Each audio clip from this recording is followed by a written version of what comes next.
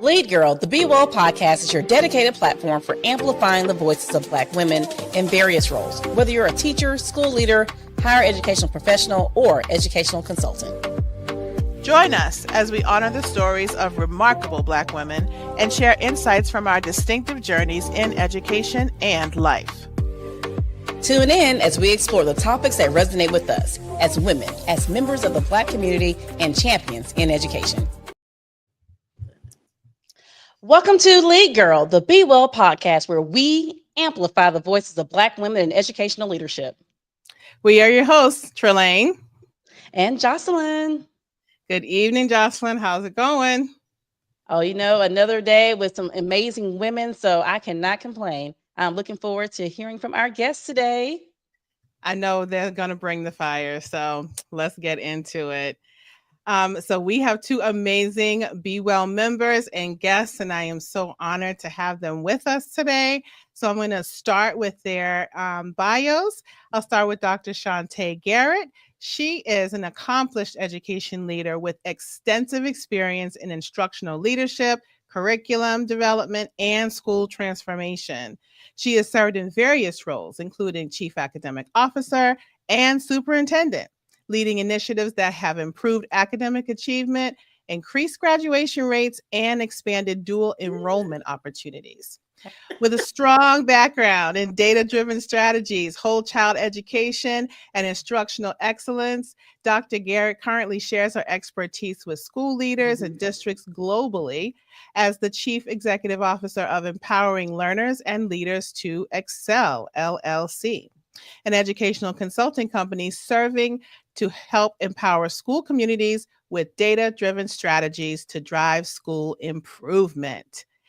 We also have with us Ms. Benita Gordon, who is also an education leader, entrepreneur, and founder of Global Education Concierge and the Miami Microlearn Hub, specializing in non-traditional learning models and educational technology.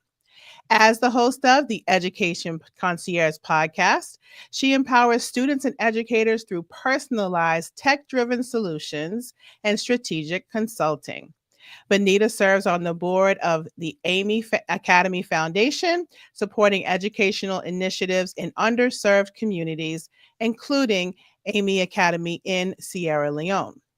Her work blends innovation, community engagement, and entrepreneurship, driving transformative educational experiences locally and globally while fostering access, equity, and sustainability in education. So, woo! Man, those are some bios right there, right? Oh my goodness. What we are in for a treat. I mean, wow. Everybody watching, you need to get your notepads out because they're going to drop some gems with all of this local and global experience they got. So I hope y'all are ready. Yeah, so we've heard a little, maybe not a little, but we heard a little bit about your bios, right? So tell us about where you are currently in the world of education and kind of really describe your journey into education and leadership. We'll start with you, Benita. Oh, excuse me. Wow. So what a journey. You read most of it, but I think so. A lot of times people always say, I grew up wanting to be a teacher. I did not. I was not out there teaching my teddy bears or writing on chalkboard. I come from a family of educators, mom, aunts, uncles, grandparents, godmoms. And it didn't look like they made a lot of money. We were good, but I just wanted a little bit more. And so I was like, no, thank you. Went on, applied to nursing school. Actually, Hampton University was a nursing major, but God changed my major. And I think you take a little bit, when you start teaching, you take a little bit of everything from different schools and different aspects. And actually was sitting down the other day reflecting with some other educators. And I said, you know what? I was never a teacher, but I was always like a leader, a guide, and a connector, even growing up. And so that's what I actually do now as an education concierge. I lead, guide, and connect. And so I was like, why am I like this? And then as I started thinking, and I was like, okay, yep, there it is. I didn't have the teddy bear sitting down, but I was like, hey, teddy bear, do you want to be the Care Bear? because I think y'all can work together, to get this tea party done. And so that was who I was. And so now, that's what I am. I never, my mom would always tell me, you do not think like anybody else, baby girl. And it's okay. And, it's growing up. We know that. The child has talked too much now. They're the leader of the organization. And all of those little negative things that were on our report cards, even though we had good grades, that was me. And so being a speaker, being in professional development, all of those things are just part of my personality to lead, guide, and direct and connect. And so that's why I'm here now, just being that teacher that got in trouble because I was going to close my door and teach. And, my kids had their shoes off and they laying all across the floor. So I was already in that space in the public school sector, getting in trouble. And then, the data would make people close their mouth. So they would leave me alone because my kids were doing great and we were learning and gaining, making gains. And so that's where we are now, just making sure that we can navigate the education system. I love that. How about you, Dr. Shantae? Yeah, so I was one of those folks who did know they were going to be a teacher. I came from a long line of educators. My mom was an educator. She is educator extraordinaire, spent over 40 years in education, holding various roles, including being an educational leader. So I wanted to be like my mom. And so I did, and I became went from having the dolls lined up to having my own classroom and teaching in the high school that I graduated from. I was the first person to come back and teach in that high school, and had a blast, and did very well. Came out the gate with 93% of my kids passing the EOC, right? And went on from there to become an instructional specialist, and a building level leader and a district level leader. And one of the things that was very unique about me is I grew up as an introverted child before we knew to call children introverts, right?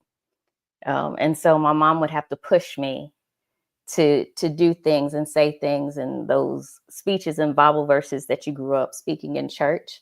So I also would have to be pushed to do speeches and things around the community.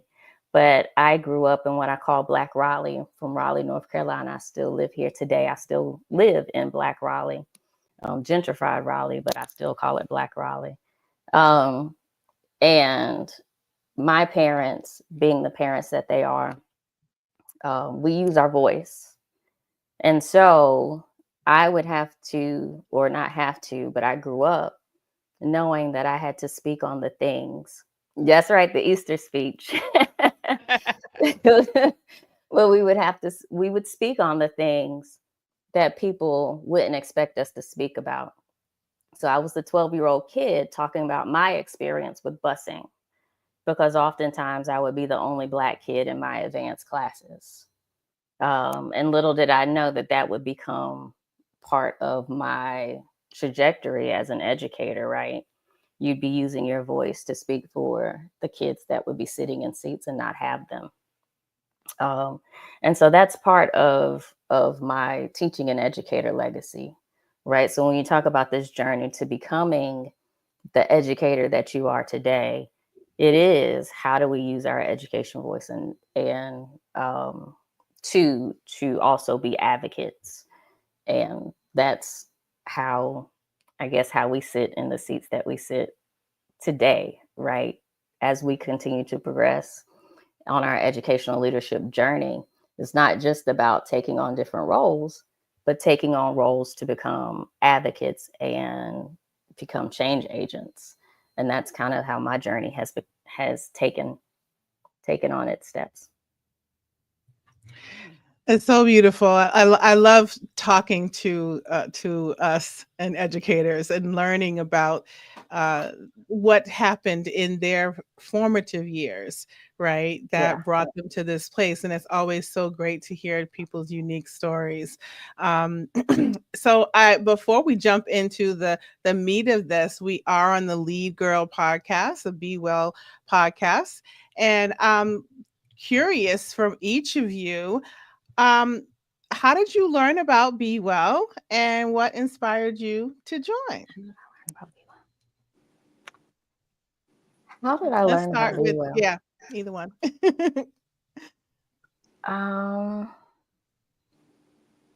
I think I learned about BWEL probably maybe about 5 or 6 or so years-ish ago. I think it was probably definitely about on Twitter. I won't call it a different name. And Why we started? We just got to just go ahead and just laugh it off. We got to laugh it out. I think probably through Crystal Tompkins. Okay. I think probably several years ago. And definitely fell in love with the mission and vision and the promotion of Black women in educational leadership, because it's hard for us out here in these streets, and building community for us and around us. All of us. I haven't met one of us yet that doesn't have war stories. No matter how glorious our stories seem, all of us have war stories, and when we get to spaces, we can share those. And even though we don't necessarily, some of us share them out loud on Twitter, some of us don't. But when we get to our spaces and conferences and things, we can share those. And so a community, it was probably one of the first spaces. And I think probably at that time, I was in my chief academic officer role. And there's a story behind that. Some people know and some don't. That, and I just appreciated a space that was consistently uplifting sisters and the stories that I learned. It would be this summer that I learned the full capacity of BWEL when Trelane and I finally met in person, because I think I probably knew of Trelane through some of the BWEL communications, but also our mutual friend Craig, and just the full capacity and the full work of BWEL. And so Trelane said, "You got to join." I was like, "We joining BWEL? Like it's a thing?" I was like, "Yeah, we joining."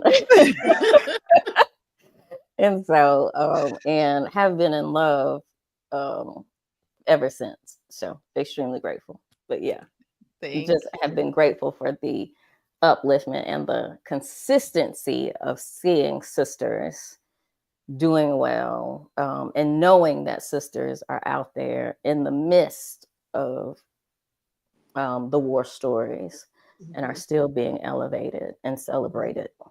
So awesome. Thank you so much. Yeah. Benita? So I was sitting here and I think I saw the same way. It was on Twitter. I'm no longer on Twitter, but I was on Twitter then. And it is like Dr. Shante said, the consistency where it was the posties. And I was like, they always got something going on. Like, who are these people? And I was the same way. I didn't know you could join, but I was like, let me follow them. Every time you post, I will see it. And then you were on LinkedIn, posting things on LinkedIn. And I was like, okay, this is what is going on? And then I think the same thing, like just being able to go to conferences and see BWEL there, and be well represented. And it was a safe space, like coming to the Friday night safe space sessions where we can just chill. And I think that's what got me hooked. I joined a Friday night session and was like, okay, I got my little Mountain Dew. And it was, I think we were talking about books. I don't even think, it was just like, what book have you read recently? And it was it was just like, hey, I just read, The Anxious Generation, or someone say, hey, I just read, The Alchemist again for the 15th time. Yes, like it was very just like, here's a safe space for us to unwind. If you don't want to talk, that's fine. You can go to the chat. If you don't want to share, that's fine. Just know that we see you, we hear you, you are appreciated. And that was what I was always looking for. And that's what we all needed. And we continue to need, definitely now. And so, yeah, thank you. Thank you. So wonderful. And thank you so much. And we also met in Ghana as Yeah. well at the International Educator Summit. So that was great. Appreciate that. Jocelyn?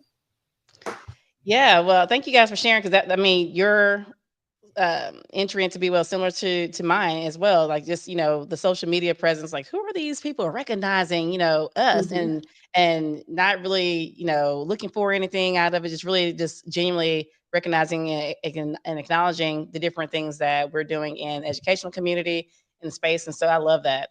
Now. Our topic today, we're talking about entrepreneurship this time in education entrepreneurship. And so, what inspired you both to kind of step into this new world of educational entrepreneurship and consulting? And how did you get started on this journey? I I love the laughter. so my dad owned his own business back home in Lawrenceville, Virginia. Shout out Southside, VA. And growing up, he would always tell my sister, my brother, and I don't really think y'all do well working for other people.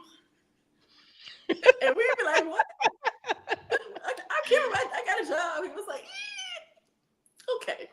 And so I was like, okay, whatever. And so it wasn't until I actually moved overseas. I was a military wife, and I was tutoring because it's hard sometimes to be a military spouse and work for the Department of Defense education activity. They don't really pick us up like that because we're always moving.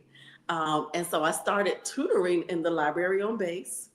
And I was like, oh, I'm making a little bit of money here. Wait a minute. Let me get a name. Let me, try and be legit. And then some parents are like, oh, we're homeschooling, but I don't know what I'm doing. I said, oh, you can pay me. I can help you. And so literally I won't say I fell into it doing something that I saw a need for. And so that started Just Teach Educational Services. Like literally, that was my first business. And started just speaking and talking and helping parents that were we were just military parents overseas, military families, and they were trying to figure out how to navigate and teach their children appropriately. And there were families who were, doing it because it was a religious thing, or families just doing it because we want to travel while we're overseas and we don't see that we can't put them in the public school because we're going to be gone. And then I came back to the States, kept tutoring, and then I said, oh, I want to start with educational consulting because at this time I realized that I was a senior citizen in the room. I didn't know how that happened. So I'm in how you're in the teacher's lounge and the kids are like, I'm so old. And you're like, really? And they were like, I graduated in 2014. And I'm like, 2014? and I'm there like that. When did you graduate? And I'm like, 1994 from high school. And then, the look of shock and like, oh my God, like you're old. Thank you. And what do you like, what's going on? But they would come to me and to navigate. And we have all been in that situation where we know we learn specific things in college and university in our teacher prep programs that don't always translate and apply to real life children. Mm-hmm. and parents and guardians. And so I would always coach them through. And I was like, oh, I can do this and get paid. Like, I'm going to help my classmates. I'm going to help my school, but there are other people. And just started doing that and really focusing on our new teachers, 0 to 3 years in the classroom. Because I was seeing them leave. And I was really like, but you're a great educator. Like, I got you. Let's work together. And so that's what we started the Education Concierge. Like, let me just help coach you through and guide you through. So, and my dad still says it to me. He's like, you don't, I know you like this better than working for somebody else. I'm like, I still work for somebody, but I understand what he's saying now. But I will say it was a process, and thank goodness for fellowships and small business associations in the area to help me come out of the education mind and go into the small business mind. Because that's been the biggest thing. Yes, I love that. Dr. Shante? That is very true. That last statement is very true. This was not a entrepreneurship journey. I would even endeavor to say it was not even so much a consulting journey in name as much as it was a helpful journey for me. I birthed this iteration, I would say, of my company out of the pandemic. really, because the first iteration came out of when we're talking about really bringing voice to something, really became birthed out of speaking engagements, which came from one, just really talking about some social topics and how they manifest in classrooms and schools. So educators can begin to get prepared, how students come to school and bring those things to school, which turned into professional development, and then consulting. But this iteration, empowering learners and leaders to excel, really became birth when we saw, and really on Twitter, when the pandemic hit, we saw a lot of empathy, which really oddly became really twisted and turned into something different towards teachers and educators, right? Teachers and educators really lumped together and paid a lot of attention to what was happening on teacher Twitter. And that same empathy didn't really come for leaders, right? And so leaders were really challenged and really struggled through the pandemic.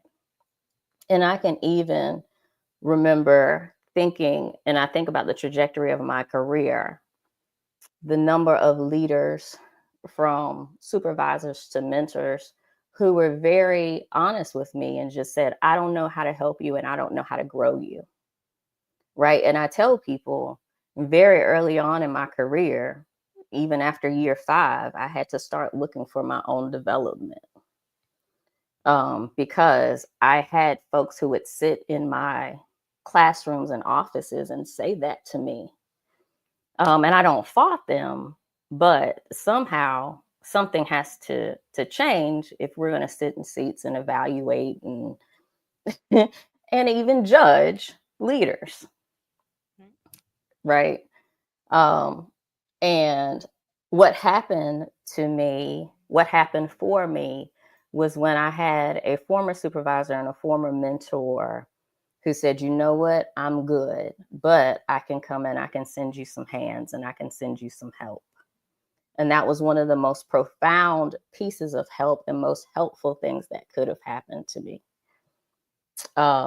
And I wanted to build a consultancy around that concept of truly being helpful, truly being hands with, and truly being side by side with leaders and saying, I got you. I am truly supporting you in this idea of, we really truly have great leaders in schools, and how do we sit strategically with them and meet them where they are to build the support systems that they need to improve outcomes beyond and in conjunction with the academic, social, and emotional needs of the schools that we have now in this post-pandemic era. So that is the birth of empowering learners and leaders to excel. And that is how I became the consultant that I am today. But that whole entrepreneurship piece, yeah. It's a process, right? Yes. But I would tell you, to Benita's point, right? The value of the robust network, and the value of living and learning outside of your bubble. And I can say that even as a very, very proud introvert, right? So one of the key pieces, and I know we'll talk about this later, for me in making my transition, was sitting down with a sister who is not an educator, but who is a very savvy business person. When I made my decision to leave, who gave me some great advice. And even in this piece, when I told her, I was like, girl, if somebody would tell me this business side of this thing. And she was like, no, ma'am, you are a businesswoman. You've been looking at P&Ls for 10 years. You've been looking at such. She said, so don't you dare say you are not. I said, okay, I just don't like it. But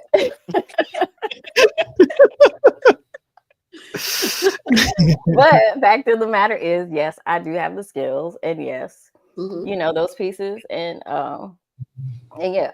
So yeah, I am a consultant and I am an entrepreneur. Yep. But I did. My love is the consulting and the support and the service, and working with folks who enjoy receiving the help and the support. But yeah, the entrepreneurship thing. I will say there are values that I love in the entrepreneurship, like the freedoms that come with it, and that's something that sits at a core value for me. But yeah. Wow, that's so awesome. You actually answered a little bit of our next question, so I'm just gonna ask you to think, maybe to give an example of a moment or someone that you worked with that, you know, really kind of sealed the deal for you. Like, this is what I'm supposed to be doing, because you saw the impact of your work directly. Can you think of any situation, or you know, a leader or something that did that for you? Benita, can you think of anything? So I have several. So just one. Just one. And I'm gonna clump them all together. So when you are in the classroom and you're a department chair, a team lead, support person, working with new teachers, there are several new teachers that I worked in the DMV and in Virginia who are now principals, who are now where I'm from, we call it downtown in the central office. And I'm so proud of them. Like, I am so proud of them. And they were always saying, they're like, you need to come with us. That was not the journey I wanted to take. But I'm so proud of them coming in, seeing these young faces from college, or doing their internship with me, and me going to my principal going, don't let them go. Hire them before somebody snatched them. And those little stories were I'm just with you for 10 months. And, you know, teaching you how to speak to a parent. I remember we had one incident, and the young lady said, this dad is calling me. And I said, huh? I said, oh, okay. We can nip that in the bud. I am going to help you. And I called, and we let him know what he needed to call her for. And something as simple as saying to my new teachers, get a Google Voice. We don't give out our phone number. You know, let the parent talk, because they mad. And this is their child.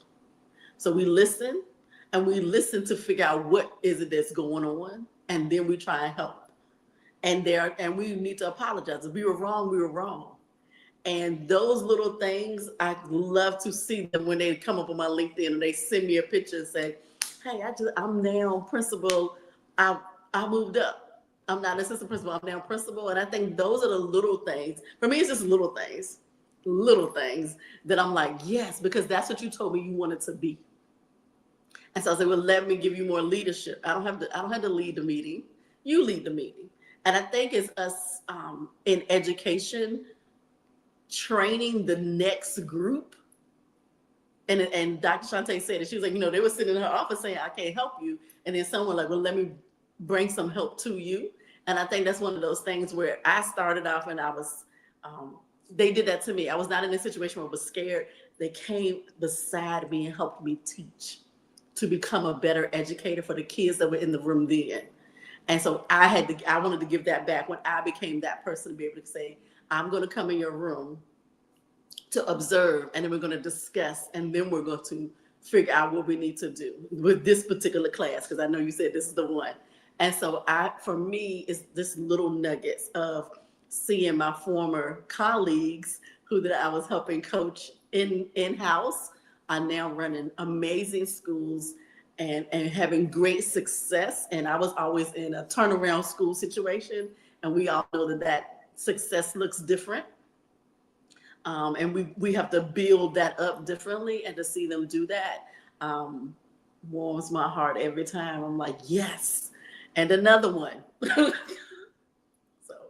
I love that. That's just that piece around building up the next generation of educators. Like I so believe that that is our responsibility right now, because of the state of education. We have to do that. Dr. Shante?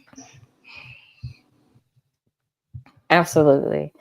And so the rewards are always in the client successes. And so it's always to empower to excel, right? And so whenever we're working together, we're running a protocol to reset. And just last week, it was working shoulder to shoulder with a principal, and we had run the protocol to reset, to reflect, and then to evaluate, and then to strategize, and then to execute. So we had run the protocol, and part of that was to run through a new walkthrough protocol.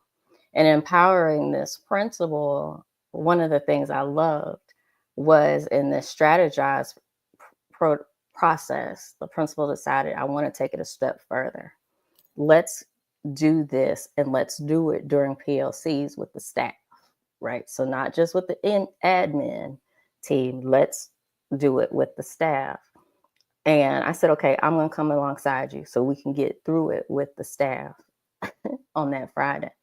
The power of having done that was not just what happened with the admin team, but once the staff was able to go through that protocol, they were able to find their own gaps, but they were also able to find their own strengths.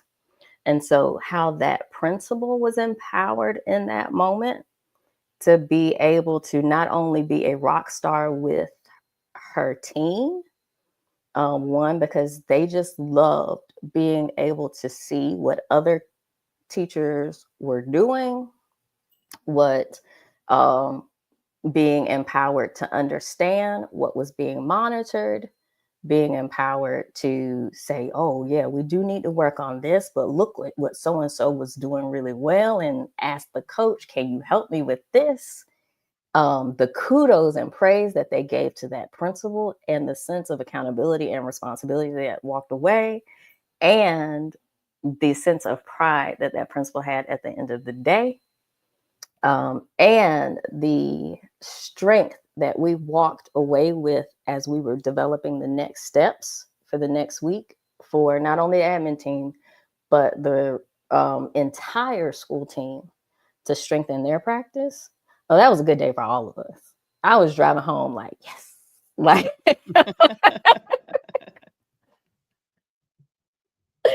like, okay, that was like all kinds of pats. I'm a snapper too. I'm a Love Jones Coffee House snapper. Like I love it. I love it. Yeah. Well, I want to acknowledge, we have viewers who are watching us on, and I'm just going to kind of show Miss, I think it's Miss Arlene. She said, yes, training the next group or generation is so important. Also, knowing as a leader when you don't have the capacity to build others, but are able to connect them to those who can, is so crucial. So thank you for sharing. And for those of you who are still watching, feel free to comment, and will share when we can, of course. But one of the things I love about myself also being an entrepreneur, that you guys are really finding opportunities to close gaps in education. A lot of times when we're teachers, we don't know that there's opportunities beyond just the classroom seat. And so a lot of times we feel like we don't have that voice to lend itself. And a lot of times I think even for me, like entrepreneurship became an opportunity because I really wanted to be impactful. And I didn't feel like I had a seat at the table at the time. I had to create my own seat by creating my own opportunities to then kind of close those gaps. And you shared so much of how you guys are doing that in your work. Now, of course, my work, I work in a technology innovation space. And so I definitely want to kind of go through and ask, like, how do you balance innovation with traditional structures of education when working with schools, educators, and organizations? I love the laughs. I'm like, like man, let me tell you, yes. Yeah, so we can start So with you, Benita. I'm like you, and you've been on my podcast. I got excited. I was like, what are we doing? Where are we going? What's happening? AI, where? Let's get him in here. Is he in the room? And so we wanted to make sure that in my disruption and in the disruption, that we were still bringing in what we needed to have for the students and for the teachers. And I think that, hold on, let me look at my question again. Yeah. And I think the balance is training and being intentional about the training. So, I hear people all the time, I'm not going to let the kids can't use the laptop. They can't use the cell phone. Really? So I think boundaries are necessary for anything we do. And when we're in the classroom, but I also think that we need to train, we have to train educators and give them that space and opportunity to go through the ed tech, play with the ed tech, and use it in a way that's enhancing, and they don't see it as a way of oh Lord, here's something else I need to do. And so for me, I think that's the balance. Anybody who knows when we talk about it, y'all know my boyfriend is ChatGPT. My piece is Gemini. I'm rolling with them here. I'm a roll with them. And I know there's something new all the time. I follow a young lady on LinkedIn. She's always putting something new out there, and I appreciate it. But I also know that as an ELA teacher, we're the ones that are scared of this. But we can't be, because we weren't scared of the telephone or the microwave or clicking, and then we have two-way calling, and we can't be scared of StreamYard that lets us do this amazing live, and we're in all over the world. And so we have to adapt, adjust, but put boundaries in place. But if we are not training from administration all the way to the cafeteria, all the way over to our custodial staff, all the way to our bus drivers, if we're not training the entire community in education, then we are leaving so many things behind. And I mean, even the AAU coaches, the community youth coaches, the church youth programs, we should all be using technology. Why? Because our kids are that generation. This is a generation. What are we scared of? Something's going on my phone in class. One of my kids would tell me, I couldn't get that YouTube channel. They would tell me, look away. I'm like, look away. Look the other way, Miss Gordon. And they would do something on my laptop. And the next thing I know, the YouTube is playing. Now, later on, I realized they knew how to go around the thing and whatever. What is it called? The wall. They knew how to breach the wall to get YouTube. But they were protecting me, telling me to look away. And I was, okay, I'm going to roll with it. But if they already know how to do that, we have to be 5 steps in front of them, which means there is no fear in this. And so that is the balance where you don't, there are still people who don't use microwaves. And I love you for that. There are people who still don't use social media. And I love them for that also. There are people who don't travel. Okay, I don't know about that. But we have to balance where we're going and preparing our educators, parents, guardians, because the kids are going to get it. They are going to figure it out. Okay? I don't know how many times I've called a niece or nephew and said, hey, help me with this. And then, okay, auntie, look. And I'm like, look, don't be mad at me. I'm old. Help me. Guide me through. I'm on YouTube University. I learned how to put on windshield wipers today by myself. Yay! Technology is here. And I even asked ChatGPT. They told me to go to YouTube. Not the kind of boyfriend you really want. But that's the balance. We have to embrace it, set boundaries, but everyone has to be trained on how to use it, when to use it, and why we're using it. I want you to write the paper, and then I want you to put your thesis in ChatGPT, and then I want you to ask ChatGPT, what are the holes or gaps in my thesis, and how do I correct it? Okay, now we're doing something. are there any grammatical mistakes in here? Because you wrote, I need you to write it though. First you have to write it yourself and then let it fix it. And so for me, that's the balance. I love that. And also for those who are watching, of course, I'm a strong advocate of technology, but sometimes when we think about innovation, it may not just be technology. It may just be a new idea or a new way of doing something you haven't done before. And if you keep doing things the same way you've been doing things, we all know that we keep getting the same results we tend to have. And so innovate, I think leveraging technology helps with maximizing those opportunities for sure. But definitely balancing it. And I love the point you brought on about our students. Like, we may not be comfortable in these spaces. Maybe, like, I know leaders who may not want to use social media. That's great, but can you use it in a positive way? Not you personally, but for your school to, help with bringing messaging, building that culture, because that helps create a culture of innovation for your space. Or, in just really thinking with a student-centered mind. I know that we have our personal beliefs that we can still keep personal. No one said you have to come on to social media and share all your personal glories about yourself, but you can definitely maximize and elevate your communication channels with your parents and different stakeholders that you're want to kind of frame your messaging around. And so I love that. Dr. Shante, how about you? And I think that's one of the pieces. I'm always a proponent of meeting people where they are, right? And making sure that we're building them up to where we need for them to be and where we need for them to go, right? Because we're all coming to this from a different space and a different perspective and with different backgrounds, different experiences with any of this pieces, right? So it may not be technology that we need to be embracing, to your point, Dr. Mack. It might be different ideas. I can tell you, even with some of these different engagements, different types of professional development around ideas, one of the conversations I'm having to go back to, particularly when we're trying to support adults in their practice, is the modeling.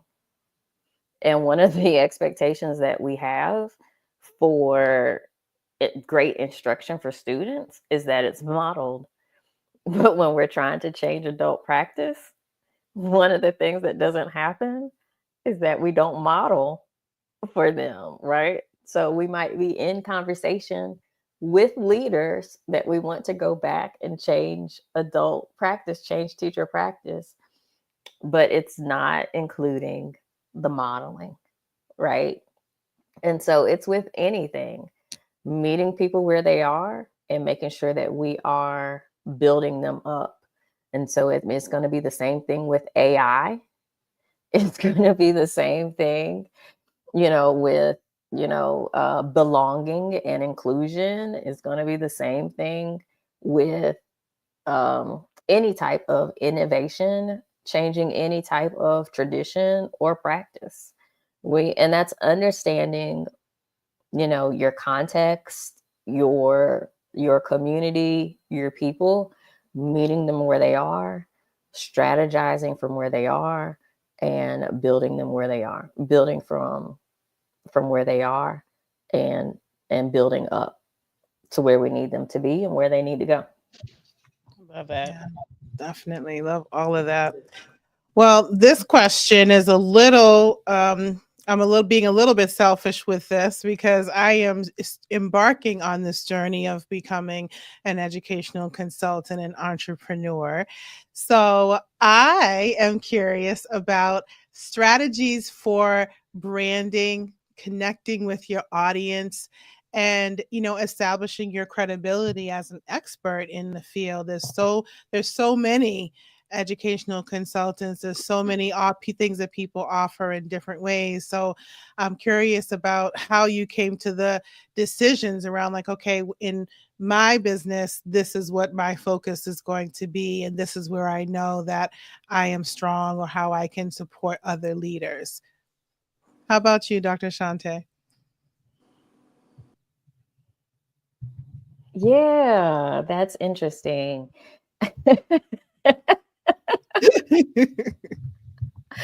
I say that because some days I feel like the most unniched person in the room. And that's one of the advices that people give. But when I'm asked, my niche is school improvement. That's what I do, and that's what I've done. You know, when you talk about data-driven whole child solutions, that's exactly what it is. It was, so it was funny because that's what I've done for the last 20 plus years, and that's true. You know, if I ever have a brand, that's what it is. And so if you talk about how I've built credibility, it has been true to who it is, just being authentically me. I'm going to talk whole child. I'm going to talk how we serve each and every child with data every single day. And I'm going to stay on those topics in that space and how we lead teams in those spaces, and things that I know well, right? I do have, I do have actually 2 companies, right? I have Empowering Learners and Leaders to Excel, and I do have Empower Ed. I don't talk as much about Empower Ed, and that's just, it's a smaller company. So I just don't talk as much about. I wear it all the time. I just don't talk as much about it. I was wearing it earlier today. But yeah, I think those are the things. But I think my credibility comes from my authenticity, right? If you see me on anybody's webinar, podcast, I'm talking from my experiences, and those are my conversations. If you see me writing, it's experiences that are coming from those places. And Empower Ed is built on those experiences that are less talk about. Like I said, it's probably, there's probably more conversation about those, but it's built on those experiences. And yeah, so that's how we've built credibility over these years. When we're talking about building this brand, consulting for me has been since 2013, right? That's when I first stepped out and began presenting and speaking, right? Empowering Learners and Leaders to Excel has been since which was previous Learning to Life. That was since 2018, but Empowering Learners to Leaders to Excel has been since 2022. Right, so that's been about 20, but consulting itself has been since 2013. So it hasn't been this 2 or 3 year journey. It has now been a 12-year journey, right? So when you're talking about credibility, there's some longevity behind this work, right? And still learning in terms of growing, my brand, I guess, so to speak. But when, I got a hashtag, I'm just me. I'm just out here being me. So I do pay attention to other people, but I think some of our mutual friends will tell you, I'll probably send memes like, no, I ain't doing that. If you're looking at my Instagram and my Facebook and stuff, like, yeah, I'm not, I am thoughtful about some of the things that I see others doing, but I do believe I am very consistently myself, even if you're seeing me posting more reels, because I am very, I'm still very private, right? And I'm still very, and that's just always been me, right? So I am very, I am trying to figure that that part out and how to communicate around posting every day and how to make that work. I understand. Yes. Well, being you is working just fine. So you might as well keep doing that. I think I'm just gonna show up at conferences. I think that's just what I'm gonna keep doing. It's working. It's working. You stick with what's working. Exactly. And that's it, right? I will say I do I consider it a blessing because I do take up community when I get a chance with the greats, right? And I love to ask the questions of the Principal Kafeles when I get to have community of the Ann Cunningham Morrises, the Kwame Simmons, and all the folks that are out here doing the great work, the and all the folks that we know in community, like having met you all in Ghana, and so we keep swapping stories, and sharing resources and all of that. So all of that continues to help me grow and develop this brand and rethink things. But I just consistently show up as me, and I would be remiss to say, one part of that showing up as me is making sure that I'm showing up the way that God intends for me to show up. Like I started this thing to help, but I moved in this thing because he told me and allowed me to. Right. Yeah. Beautiful. So, yeah. All right, Miss Benita. So yeah, I think I love what Dr. Shante said, like consistency and showing up who you are. I was sitting here like, I wonder if Trelane and Jocelyn purposely put us, Shante and Benita, together, because, and I'm gonna tell you why. And she and we know each other. We've had conversations for hours, but this is great branding. It's great branding for BWEL, understanding that we have all different types of educational leaders.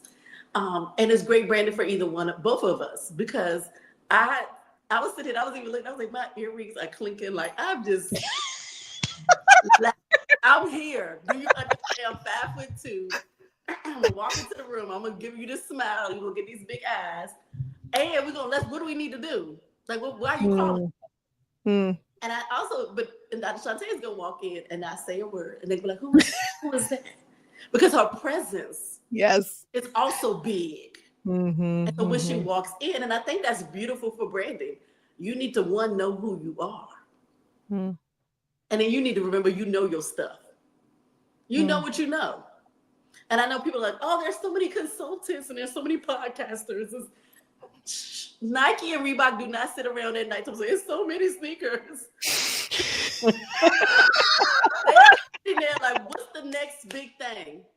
Who can we get on our team? What is our client asking us for? What are they saying on social media? Like, how are we gonna fit into where we are now? And that is what branding is. This is who I am. This is who you are. This is what I know. This is my specialty. And I do remember back in the day, we're like, you need to find your niche or your niche. No, education.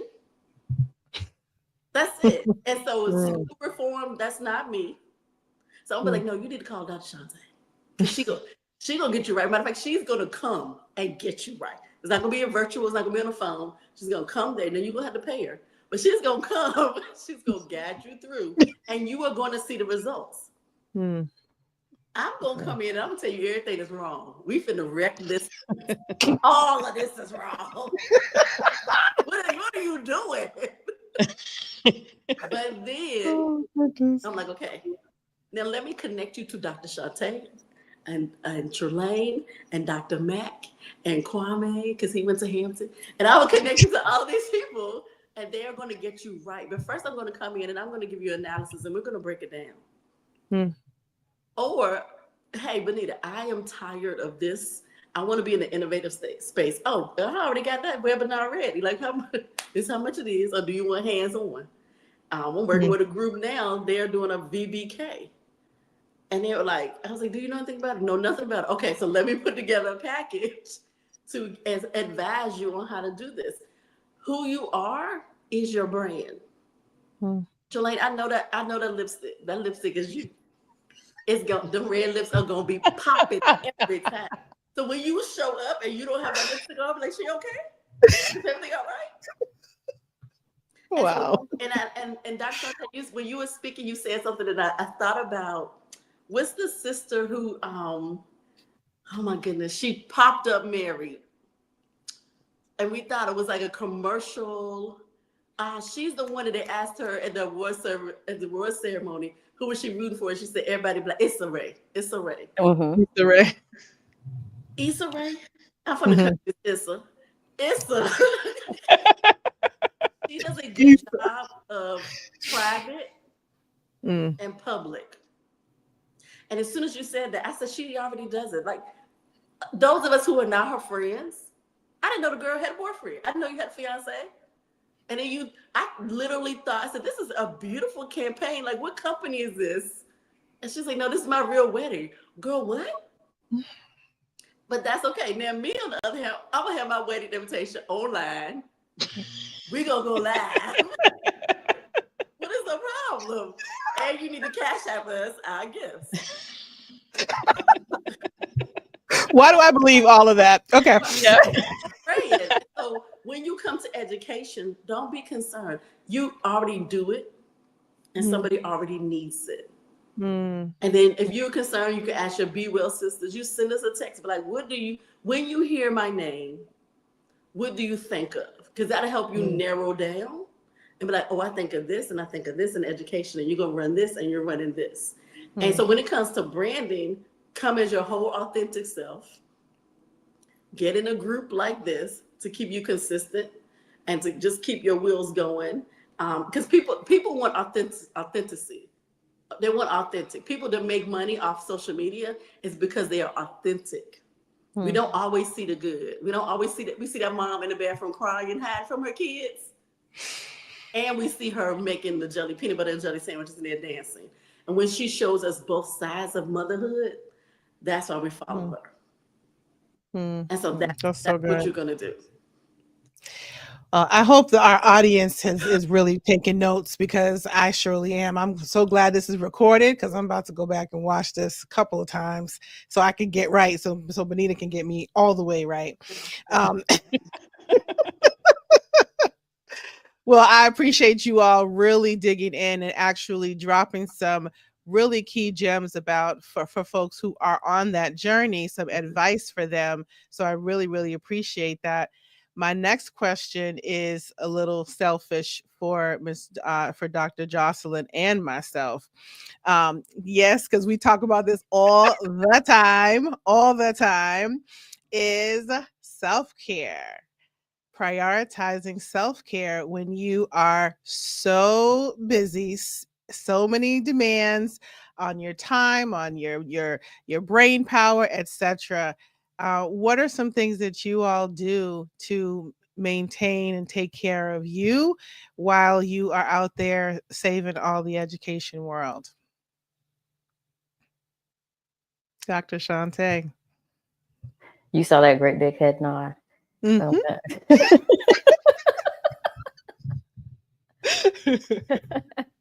Because if I'm being honest, this has been a tremendous journey for me. I came, so when I stepped out in 2023, I came ragged.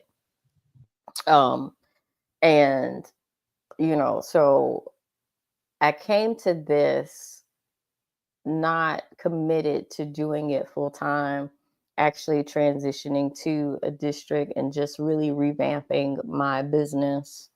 But as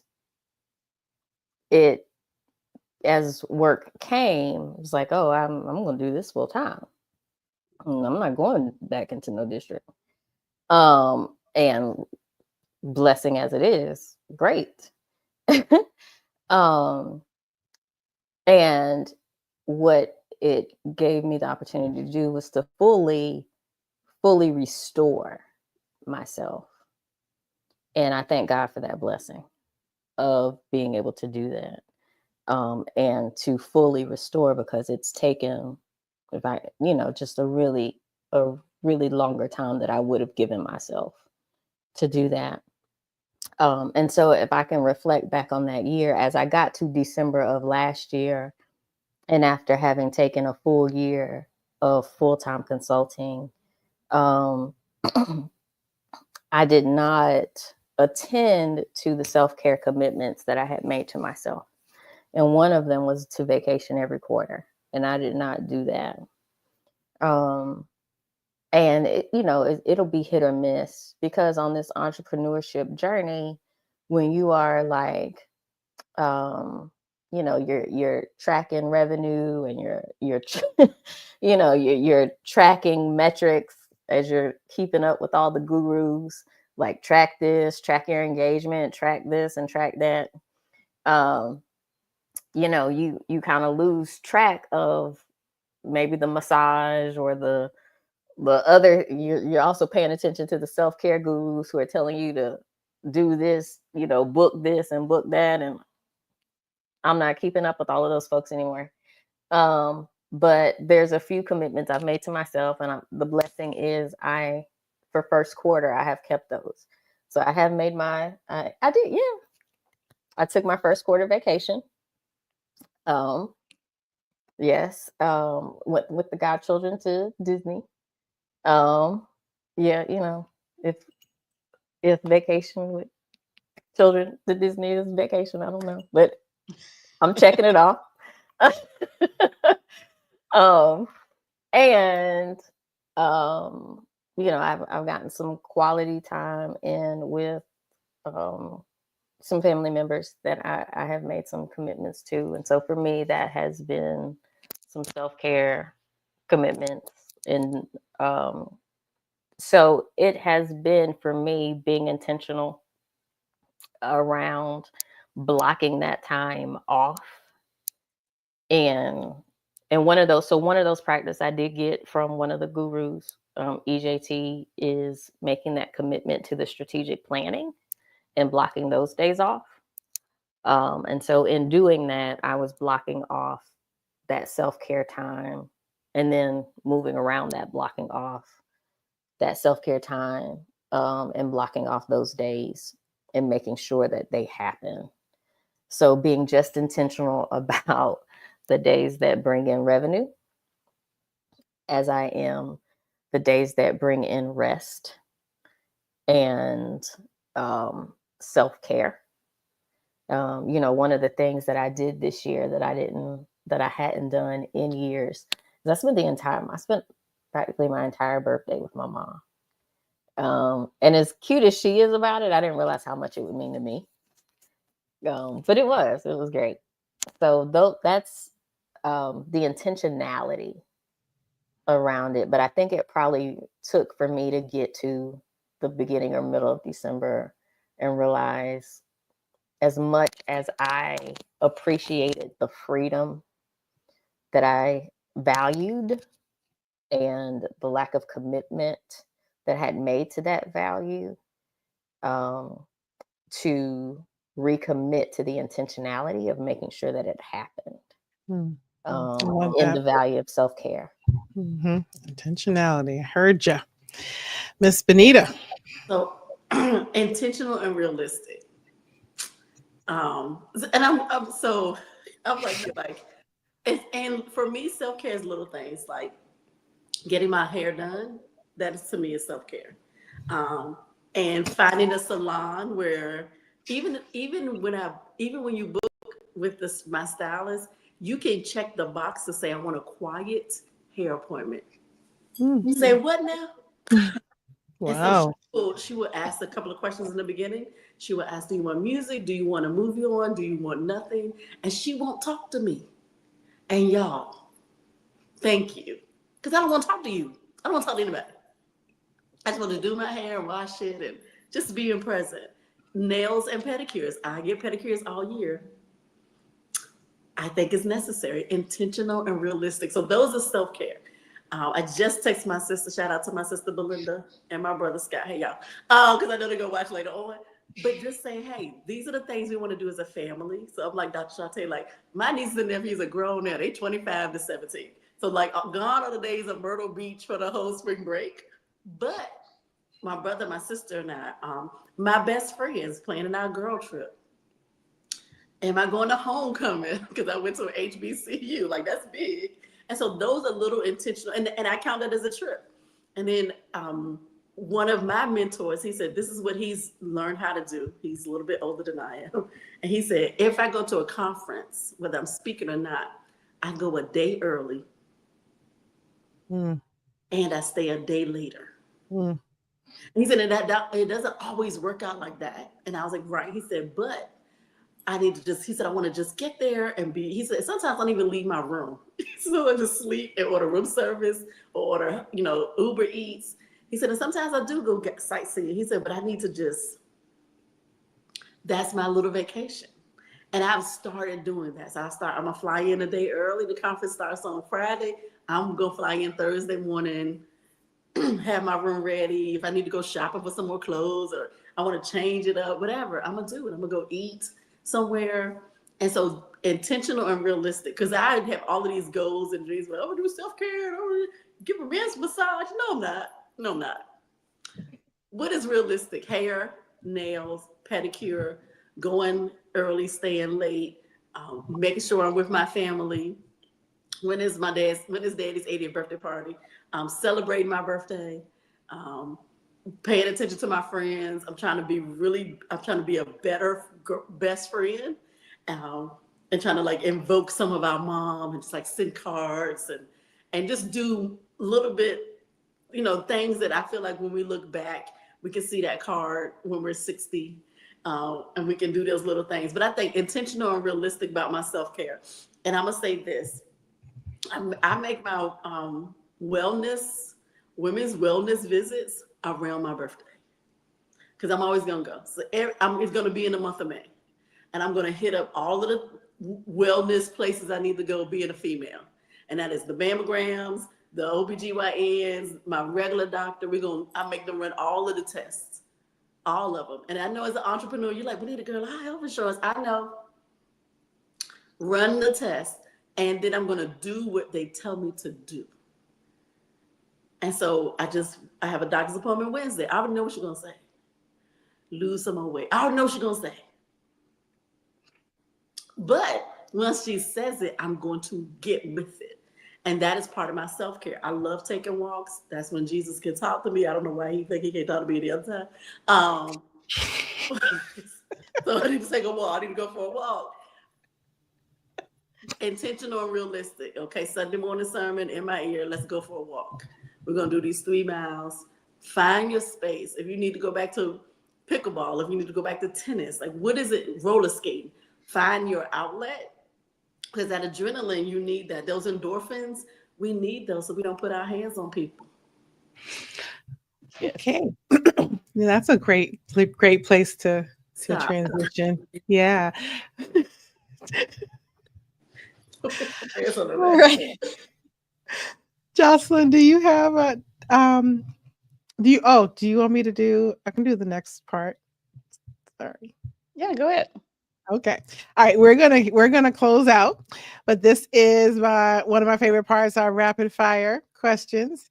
So you gotta be quick. First thing on your head that comes out of your mouth. Okay. All right. So we're gonna go through go back and forth. So I'm gonna go to one then the other, so you don't have time to think about something more than the other person. Okay. Okay. All right. Here we go. We're gonna start with Shantae. And then Benita. Favorite comfort food? Fries. Benita. Lasagna. Favorite activity to do for fun? Sleep. Oh. Not sleep. For fun, shop. Okay. A song or a genre that amps you up for the day? 1990s rap. Oh, a song that amps me up for the day. What's on the playlist that amps me up for the day? Oh, it's so many.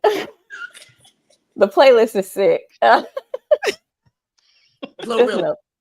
No, the playlist is sick. It's long. It's sick. Yeah. Okay. All right.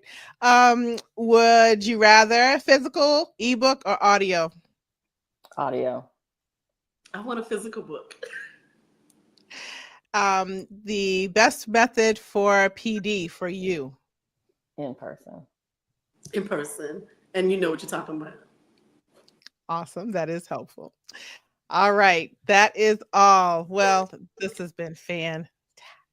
Amazing. Thank you so much. Yes. EL, Dr. Mac. I'm going to say principal training. Thank you so much for doing this period and just always being engaged in everything that we do. BWL, everything y'all do is with excellence, and I appreciate that. Absolutely. Thank you for having us. Thank you for having me on with the Benita.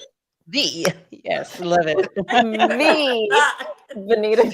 I don't think people understand how much we actually do. Like, we do get along, but we actually like each other, y'all. I know. Fake. Like, this is real. This is my sister. Yes. Well, to answer your question earlier, there's typically a method to my madness. So absolutely intentional pairing here. Yes. And thank you both. This was a delight. And I appreciate it. Love you both.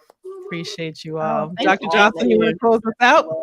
Yeah, well, I want to also thank everyone for listening to Lead Girl, the BWEL podcast, where we amplify the voices of Black women in educational leadership. BWEL is a nonprofit organization that is open for membership for you to serve and also be served. So if you are a Black woman in educational leadership, we are looking for you. You can become a member or support us by visiting blackwomeneducationleaders.com and follow us on social media on Twitter, LinkedIn, and Facebook. Thank you all. Tune in to our upcoming episodes on a variety of topics and that are sure to be relevant to your personal growth and professional practice. We invite and encourage you to give us feedback or request to join our show. You can email us at BWELPodcast@gmail.com or reach out to us on social media at leaders_Black. We are airing live the last Sunday of the month at 7 p.m. So check us out next in the end of April for another set of phenomenal guests. See you next time. Until then, lead, girl. You better lead. Lead, girl. Lead.